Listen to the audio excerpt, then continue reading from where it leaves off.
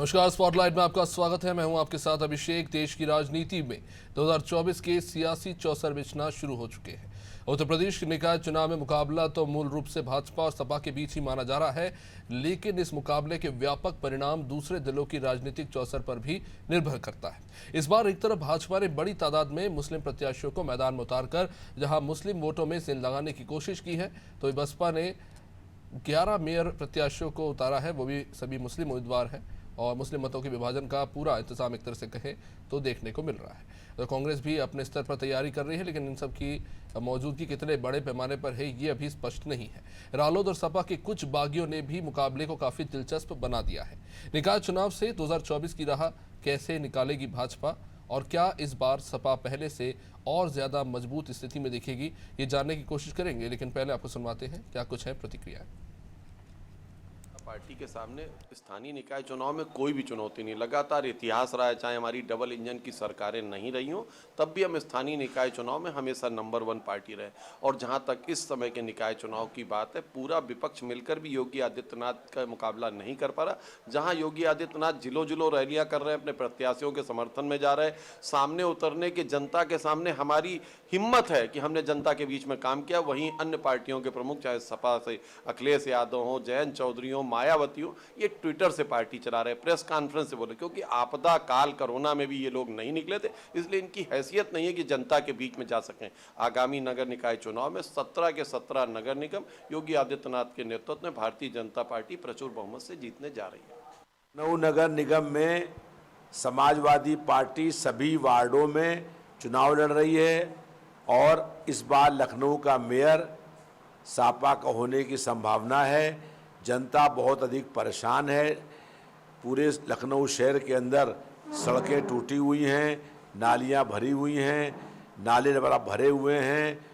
हम लोगों ने ये ऐलान किया है कि लखनऊ नगर निगम की पहली बैठक में ही जो है वो हाउस टैक्स आधा हो जाएगा और वाटर टैक्स पूरा लखनऊ शहर के अंदर हम लोग माफ़ करने का काम करेंगे।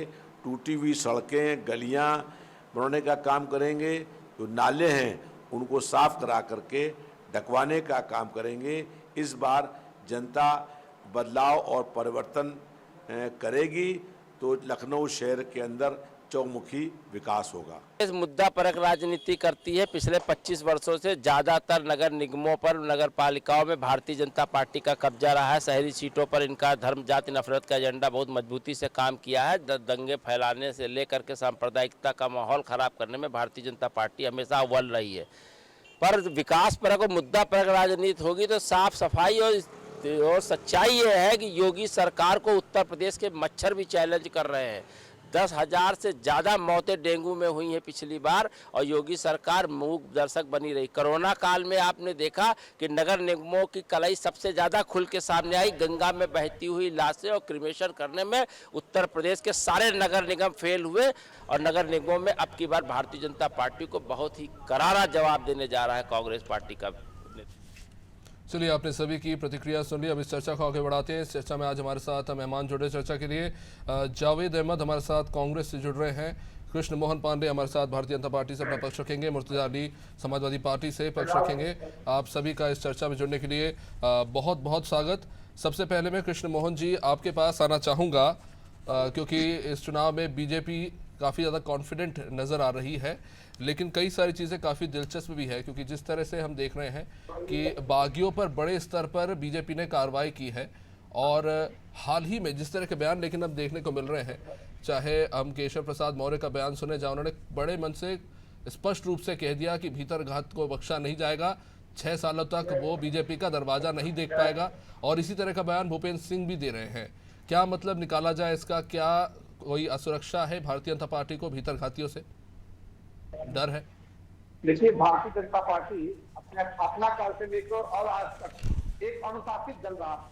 इसके कार्यकर्ता भारतीय जनता पार्टी के 24 घंटा और 365 दिन कार्य करते हैं और उसमें इस तरह के कोई भी गतिविधि में शामिल होने के लिए कोई दिक्कत नहीं है। परंतु कभी कभी तत्कालीन परिस्थितियों को देखते हुए कुछ लोग ऐसे जिनके मन मस्तिष्क में यदि भीतरघात करने की जाती है तो भारतीय जनता पार्टी निश्चित अपने अनुशासित व्यवस्था का निर्णय लेते हुए हम उनको ठीक ढंग से एकदम निकालने का काम करेंगे, निष्कासित करने का काम करेंगे, क्योंकि भीतर घात भारतीय जनता पार्टी को बर्दाश्त नहीं करती, क्योंकि हम एक आनुषंगिक पार्टी है।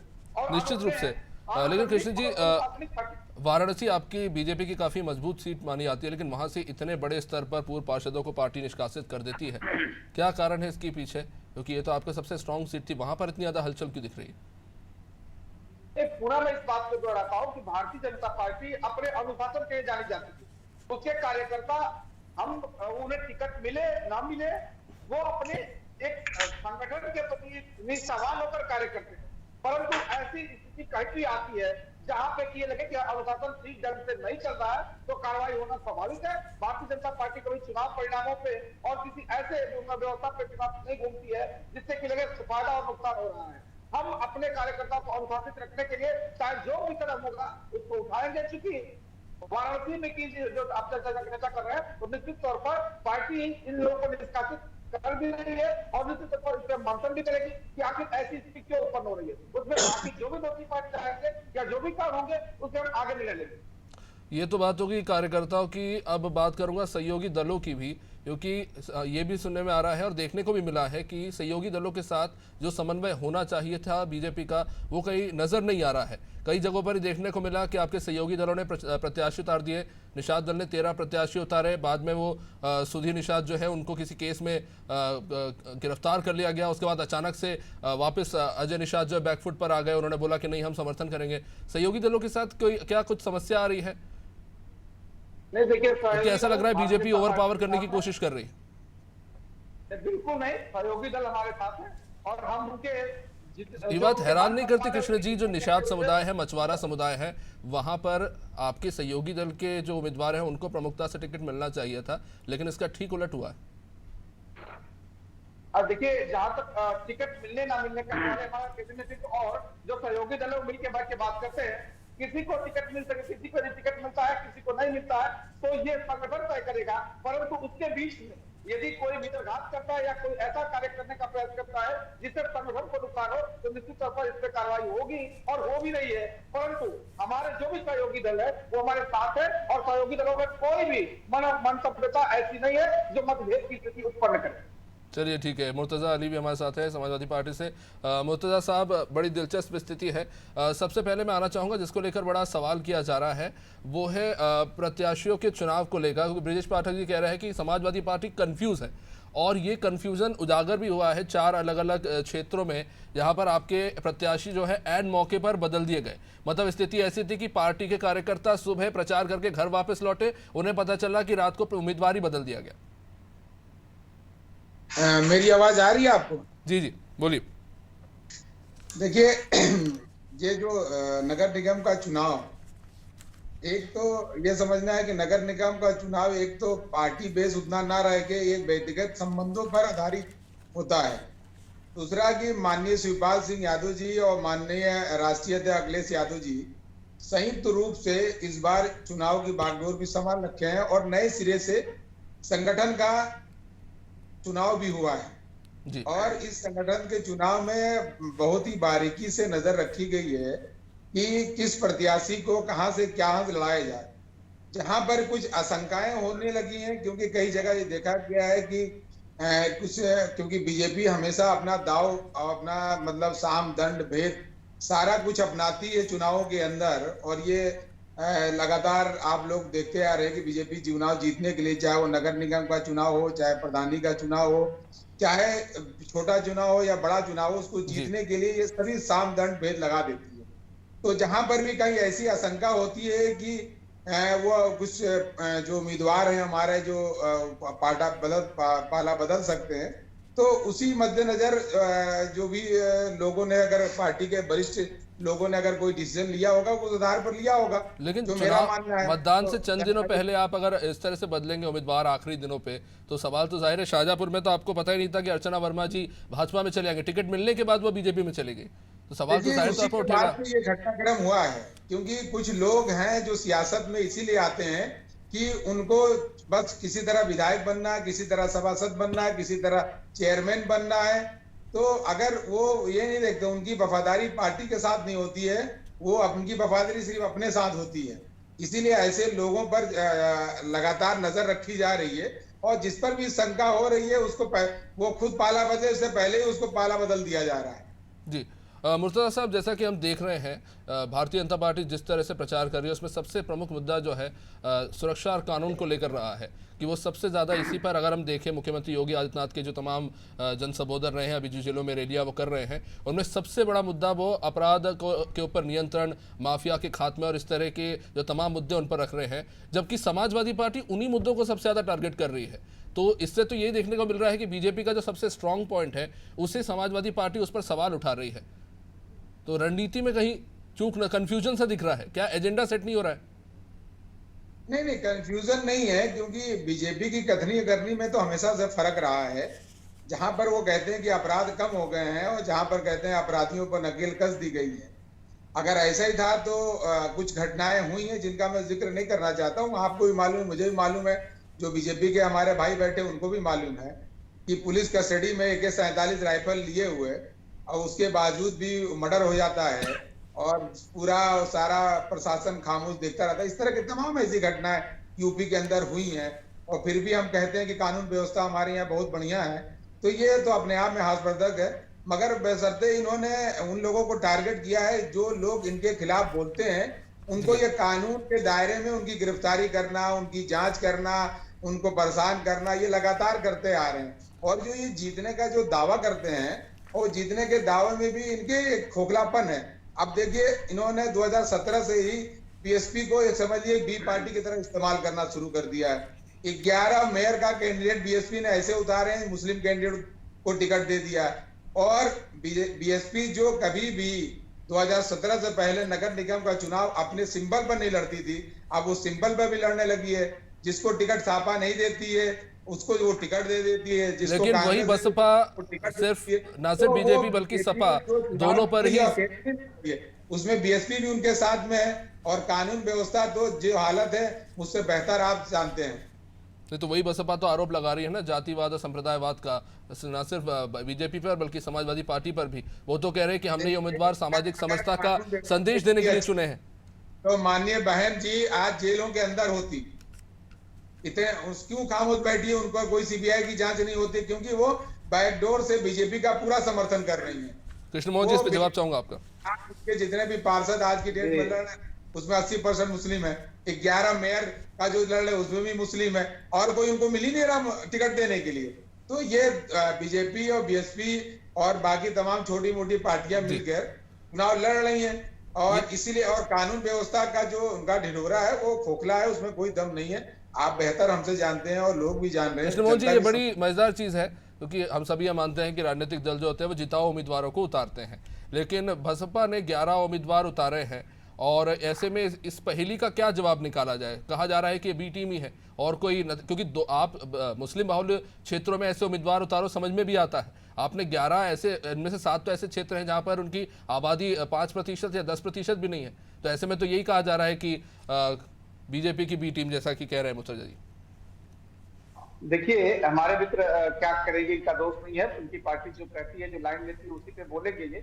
क्योंकि इन्होंने कहा कि हम समाजवादी बसपा बहुजन समाज पार्टी भारतीय जनता पार्टी के बी टीम बन के काम करती है, 2017 से काम कर रही है। तो साल 2019 में किसके साथ गठबंधन हुआ था?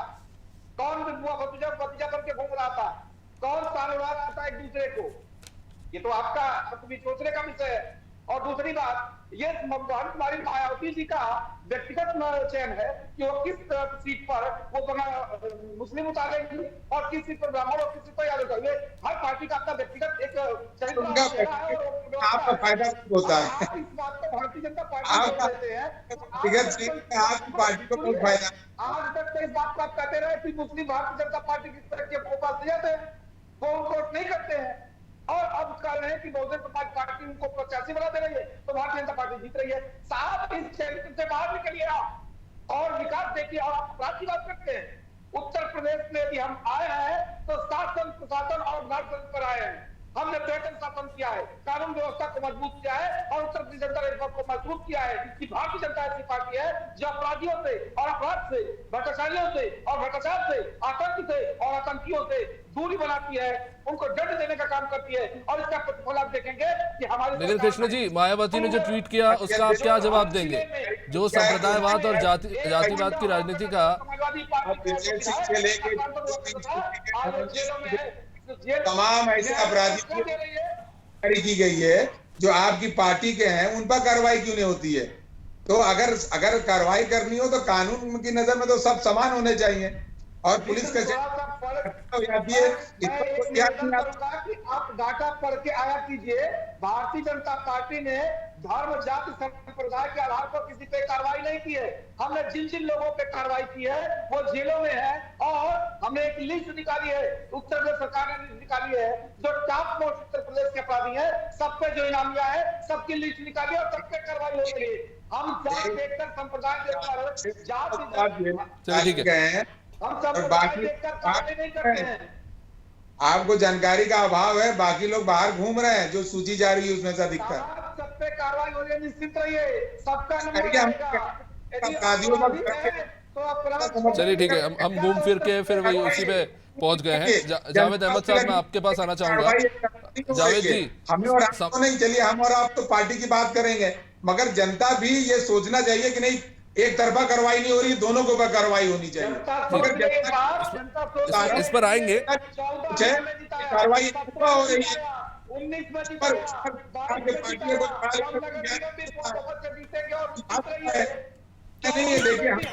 चलिए ठीक है, देखिए समय सीमित है और भी कई सवाल है। जावेद जी, आपके पास आना चाहूंगा। समाजवादी पार्टी और बीजेपी अपनी अपनी रणनीति पर काम कर रही है। 2024 का लोकसभा चुनाव है और जाहिर तौर पर कांग्रेस के लिए भी बेहद महत्वपूर्ण है। यूपी में इसलिए निकाय चुनाव में जमीनी पकड़ होना कांग्रेस के लिए बेहद जरूरी है।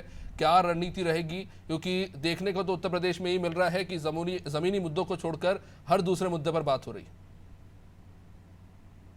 बिल्कुल सही कहा। देखिए, नगर निकाय चुनाव वैसे देखा जाए हकीकत में तो ये लोकल चुनाव होता है और जो हमारे क्षेत्र के, हमारे पड़ोस के आसपास के ही लोग जो है इस चुनाव में पार्टिसिपेट करते हैं, जबकि विधानसभा और लोकसभा में इसके इतर होता है कि दूसरे क्षेत्र के भी लोग दूसरे कॉन्स्टिट्यूंसी में आकर के चुनाव करते हैं। लेकिन इस चुनाव में एक नई चीज देखने को मिल रही है कि बहुजन समाजवादी पार्टी पहले कभी सिंबल नहीं दिया करती थी या कोई इंटरेस्ट नहीं लेती थी, वो भी इस चुनाव में इंटरेस्ट ले रही है। भारतीय जनता पार्टी को ऐसा लग रहा है कि ये 2024 का सेमीफाइनल है। समाजवादी पार्टी भी कुछ अपना इसी तरीके का नजरिया लेकर के चल रही है इस चुनाव को। अगर नहीं लेके चल रही होती तो आज अखिलेश जी पूर्वी उत्तर प्रदेश में कहीं वो निषाद जी के साथ शायद गोरखपुर में थे, मंच साझा कर रहे थे जाहिर तौर पर। लेकिन जावेद जी, उत्तर प्रदेश में कांग्रेस के पास भी तो ऐसा कोई स्टार चेहरा नहीं है जिसके बल पे चुनाव लड़ सके, तो आपको क्षेत्रीय स्तर पर मजबूत होना पड़ेगा। मैं बता रहा हूँ, स्टार चेहरा तो समाजवादी पार्टी के पास था, लेकिन आजमगढ़ का जब चुनाव हुआ, अभी उपचुनाव, तो उसमें आजमगढ़ अखिलेश यादव नहीं गए, ना तो रामपुर गए और दोनों सीटें वो हारे। तो देखिए, अभी जनता के जो दुखती रख है ना, उस पे कौन हाथ रख रहा है, उस पे कौन मरहम लगाएगा, बात इस पे होनी चाहिए। नगर निकाय का चुनाव है, पिछली सरकार जो है, पिछला भी इंजन इंडी का था, ये भी इंजन इंडी का डबल इंजन की सरकार चल रही है। पिछली सरकार भी भारतीय जनता पार्टी की थी, उन्हीं के सभासद थे। ये बहुत ताल ठोक के कह रहे हैं कि हमारे ज्यादा सभासद और हमारे ज्यादा मेयर थे। तो स्मार्ट सिटी का जो इनका लक्ष्य था, आज वो कहां पर रह गया? अगर स्मार्ट सिटी को उन्होंने पूरा किया होता तो बनारस में सभासदों को भगा करके नए सभासदों को टिकट देने की नौबत नहीं आई होती। ठीक है। लखनऊ में पुराने सभासदों को हटा करके नए सभासदों को टिकट देने की नौबत नहीं आती। लखनऊ में हर 3 किलोमीटर पे गड्ढे हैं। इंजीनियरिंग कॉलेज ले लीजिए, आप हजरतगंज हलवसिया पे चले जाइए, शाह नजफ रोड पे चले जाइए। अगर लगातार 1 घंटे भी लखनऊ के अंदर बारिश हो जाती है उत्तर प्रदेश की राजधानी में, तो आपके पत्रकार पत्रकारिता नहीं कर सकते कैमरा लेकर के। उनको घुटने तक पानी में अपने पैर को डुबोना पड़ेगा अगर सड़क पे उतरना है। इस तरीके की व्यवस्था है। ना नाला सही कराया, डेंगू में 10 हजार लोग मर गए। कोरोना में ये हालत थी कि जो यहाँ का बैकुंठ धाम है, जहां पर लोग दाह संस्कार करते हैं, उसको इन्होंने टीम की चद्दर से ढकवाया। ये पूरी की पूरी जग जाहिर है, ये पूरी की पूरी वीडियो, पूरी रिपोर्ट मीडिया तक गई, उसको ढकवा दिया गया कि लोग देखने ना पाए।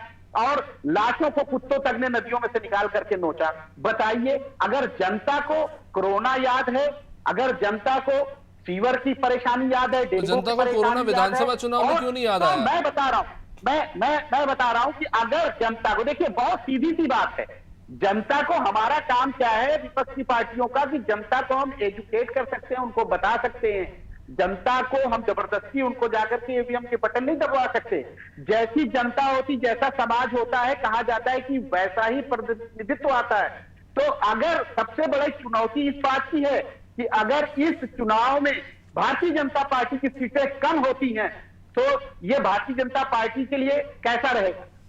कृष्ण मोहन जी, अगर जल्दी से आप इतना जवाब ही दीजिए, अच्छा मैं काम कर रहे फिर हैं, नावेद जी के पास आना अगर इतना चाहूंगा। ही अच्छा काम कर रहे हैं तो अगर इनकी सीटें कम होती हैं तो उसका क्या कारण निकाला जाएगा? यानी 2024 में भी उनकी सीटें कम आएंगी, यानी देश की सत्ता, देश का शासन बदलने जा रहा है, कुर्सी बदलने जा रही है। चलिए, समय बहुत सीमित है मेरे पास। नावेद जी, मैं आपके पास आना चाहूंगा। नावेद जी, बड़ी दिलचस्प स्थिति है। मैं चुनाव प्रचार को लेकर बात करना चाहूंगा। एक तरफ हम देख रहे हैं कि भारतीय जनता पार्टी चिर परिचित अपने स्टाइल में बड़े बड़े मंच पे जनसभाएं कर रही है, रैली कर रही है, और वही दूसरी तरफ हम देख रहे हैं समाजवादी पार्टी में अखिलेश यादव अलग ही स्टाइल में नजर आ रहे हैं। मेट्रो से आज उन्होंने प्रचार किया, कल वो लखनऊ में रोड शो करने जा रहे हैं, पदाधिकारियों से बातचीत कर रहे हैं। इस रणनीति के पीछे क्या मंशा है? इतना फर्क क्यों दिख रहा है? नावेद जी।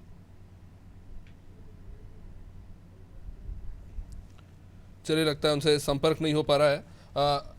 मैं आपके पास आना चाहूँगा मुर्तजा साहब, जैसा कि आपने वो सवाल सुना कि हम बिल्कुल बहुत ज़्यादा फर्क देख रहे हैं इस बार चुनाव प्रचार में। एक तरफ योगी आदित्यनाथ जी एक के बाद एक तमाम जिलों में रैलियां कर रहे हैं, वही दूसरी तरफ अखिलेश यादव जी अब कल लखनऊ में रोड शो करने जा रहे हैं। क्या रणनीति है पार्टी की इसके पीछे? देखिए, बीजेपी पार्टी जो है ना, वो सत्ता में रहने के लिए ही है। वो जनता के काम करने के लिए बेसिक वो ध्यान उतना नहीं देते हैं, मगर वो चाहे छोटा चुनाव हो चाहे बड़ा चुनाव हो, उसको काफी गंभीरता से लड़ते हैं, इसमें कोई शक नहीं है। और जो केडर बेस है बीजेपी की बात बहुत मजबूत है, क्योंकि इनका सारा फोकस चुनाव जीतने पर रहता है। पर क्या वो संदेश जाएगा जो अखिलेश जी देने की कोशिश कर रहे हैं? क्योंकि मेट्रो के संचालन का क्रेडिट तो है बीजेपी ले लेती है, और आप कह रहे हैं कि शुरुआत हमने करी थी। देखिए, वो जनता तो जान रही है ना कि जो आज स्टेडियम बना हुआ है जहाँ आईपीएल मैच हो रहा है, वो किसने बनवाया है, मेट्रो किसने बनवाया है। तो वो जान रही है। कैंसर इंस्टीट्यूट जो गजरिया फार्म हाउस में बना था, उसमें ये डॉक्टर की नियुक्ति नहीं कर पाते हैं। ये क्या विकास की बात करेंगे?